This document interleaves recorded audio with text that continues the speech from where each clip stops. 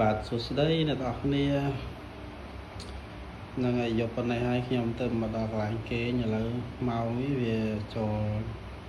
11 12យប់ហើយបងប្អូនហើយកន្លែងគេងរបស់ខ្ញុំគឺមើលទៅឃើញចឹងបងប្អូនសាមញ្ញហើយគ្មានអីអស្ចារ្យទេបងប្អូននេះតបទឹកបាទហើយខោអាវព្យួរអញ្ចឹងបងប្អូនបាទហើយធ្វើម៉េចបងប្អូនអរគ្នាយើងតស៊ូជីវិតយើងមិនមែនជាការងារទេបងប្អូនយើងតស៊ូទាំងអស់គ្នាហើយចឹងយើងអាចឆ្លងកាត់រាល់គ្រប់ឧបសគ្គដើម្បីគោលដៅជីវិតយើងបានហ្នឹងហើយខ្ញុំជូនពរឲ្យបងប្អូនទាំងអស់គ្នាជោគជ័យគ្រប់ភារកិច្ចបងប្អូនណាខ្លះដែលកំពុងនៅក្រៅផ្ទះដូចខ្ញុំហើយមានអារម្មណ៍មិនដែរបងប្អូនពេលនៅក្រៅផ្ទះហើយ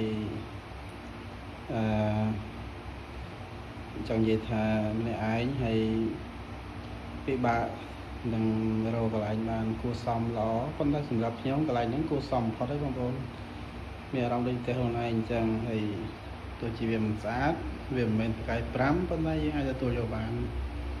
ហ្នឹងហើយខ្ញុំតបទៅពួកម៉ាក់នៅផ្ទះល្មងផងហើយពួកម៉ាក់ឯងសុខសប្បាយទេហើយការរស់នៅនោះមិនដែរហើយ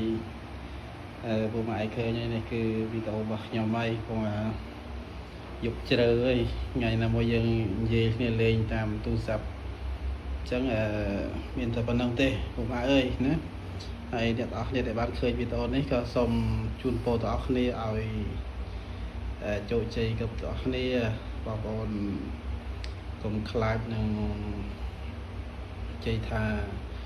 រៀនសូត្របងប្អូនធ្វើអ្វីមួយឲ្យជាក់លាក់ឲ្យច្បាស់លាស់បងប្អូននឹងជោគជ័យមិនខានណាបងប្អូនណាពីខ្ញុំដើម្បីគ្រួសារទីទៅសួស្តីបងប្អូនទាំងអស់គ្នាបាទ